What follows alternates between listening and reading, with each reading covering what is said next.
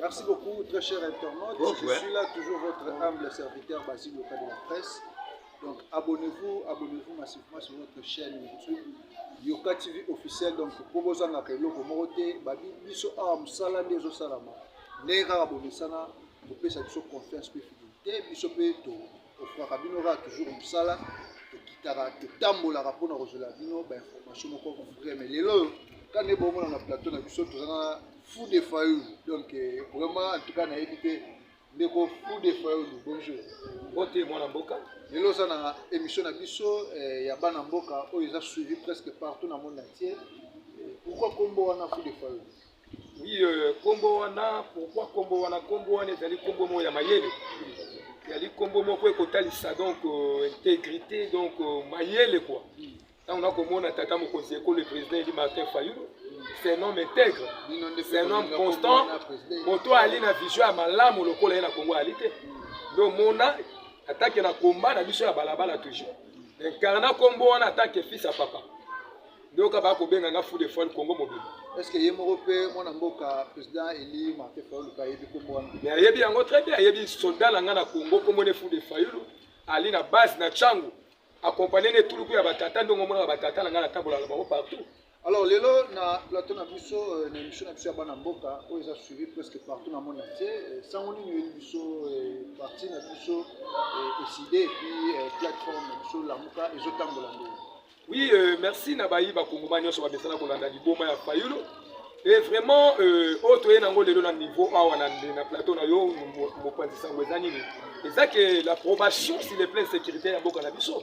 Makambo ko le kanangambo ya est et pesi biso vraiment auto bengi lelo yo bizoli na biso. Komona bunagana mboka o ya biso. Ba belo ya biso ba Kongomani récupéré par ba Ougandais par ba Rwandais. Les gens du M23 ont récupéré notre secteur territorial ya mboka na biso.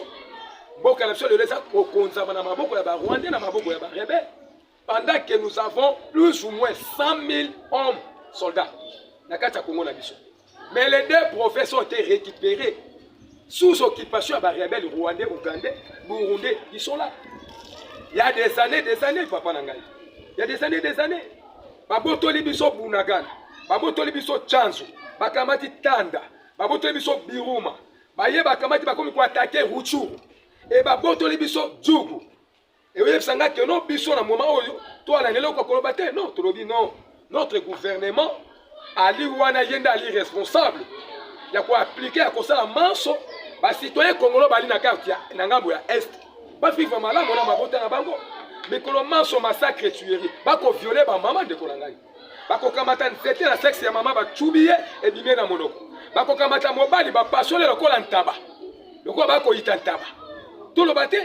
Est-ce que dans ma réunion sur la tour et je le Kabongo, président Eli Martin Fayulu a déjà tout pour n'avoir que nous la marangwana la population au baro souffrir pour le commandant du peuple alaki motali bosso tango yoka kinde ko Hippolyte Kanama mwana mama Marceline alobaka ete o Ebola eza na ngambo kuna ya est na Beni Ebola ali Équateur moto akendaka kotaka ti place bato bazali na Ebola ali tata mokonzi ko Martin Fayulu moto akendaka na site oyo ya insécurité bisika bakoboma bato alaki tata mokonzi ko Martin Fayulu baboma ki pete akendaka kotalisa bango ete alatisa bango esprit ya patriotisme que le Congo doit changer à nous les Congolais.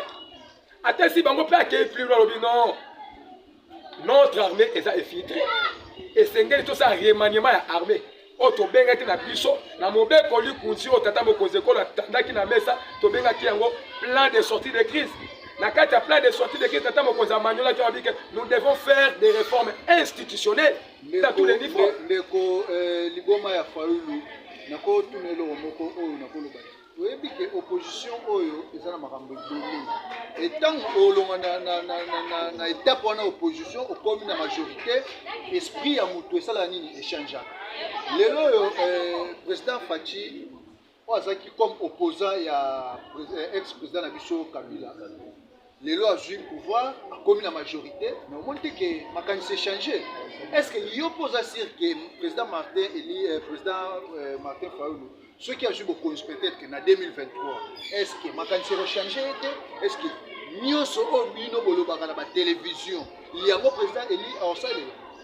Merci moi na mboka na kolanda yo mena si sana no makambo na bana ali koloba pour la répondre na mutu no tuni. Esengeli ni esengeli ko appliquer réforme au sein armée.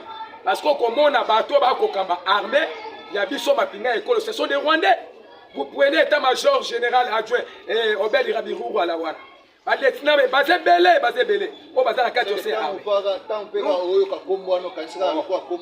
devons réformer l'armée. Notre armée était filtrée. Il y a longtemps que notre armée était filtrée. On ne peut pas soutenir une armée infiltrée. Et c'est une armée sous comme Banamboka. Il y a Congomani solo solo. Bakamata ba poste ya armée. S'il n'est pas place de stratégie pour battre les colons, battre les concitoyens, les citoyens au Bali Nangambo ya Est.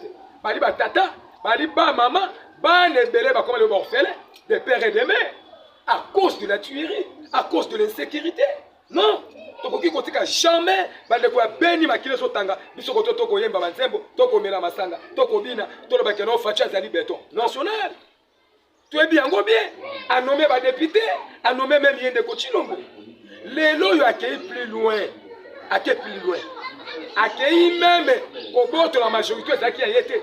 À quel qu'on sombre député, majorité on était à Kabila, la personne a été majorité au Parlement. C'est de Hippolyte Akala. Non, c'est la majorité à l'Okuta et à Fiasco. Il y a Kolinga 4, le Lengekan, il y a Koluka, planification et balkanisation à Congo. Nous le savons très bien. Sauf que c'est là qui biso. Martin Fayulu a kamati bo consinaye au peuple après ça qui est. Oyo, peuple a quelqu'un qui voté dans ces amboula. Papa. Pouvoir oyo utakana peuple et ça pouvoir oyo a bénédiction. Papa yoka, ngato si sango ndenge nini. Sengelo tu na ngato si sango ndenge nini. Ouais, pesa stratégie. Na so kende ko, na so kende. Na ko pesa yo. Pesa nga lukutu no malamu mo passer ça. Na lobi boye. Président Eli azaki eli au peuple. Na mboka oyo pour que président ça la malamu il faut uta na volonté à peuple.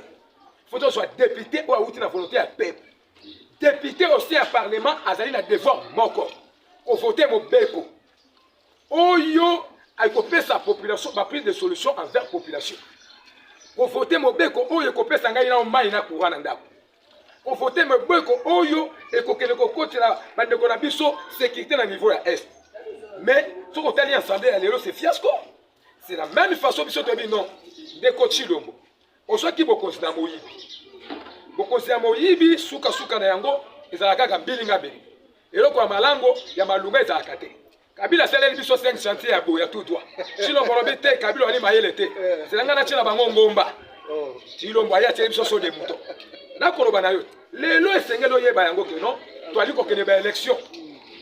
Nous des fayoulistes, nous citoyens, moi en tant que Congolais, to dit non. Ma ponomi ezala esengelo ezala lolenge nini. Ba te fa la bengi Tshisekedi yaka to fa no tour d'une table. Oza moi na mboka.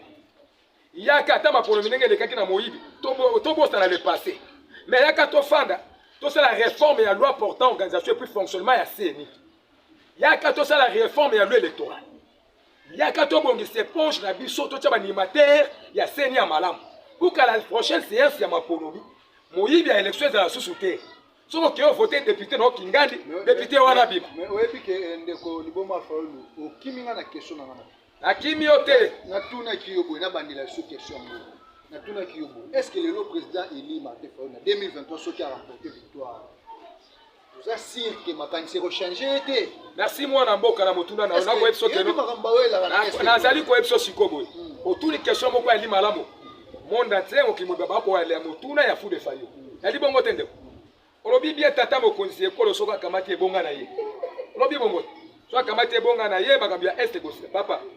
Ba préparaka bokonzi. Bakendaka te olotindo to komi président, okomi ko commander. Nous avons les 13 valeurs, il y a parti de la cher SID. Nous avons les 13 valeurs. Nous avons des projets de société. Nous avons un projet OESA pour toutes les républiques.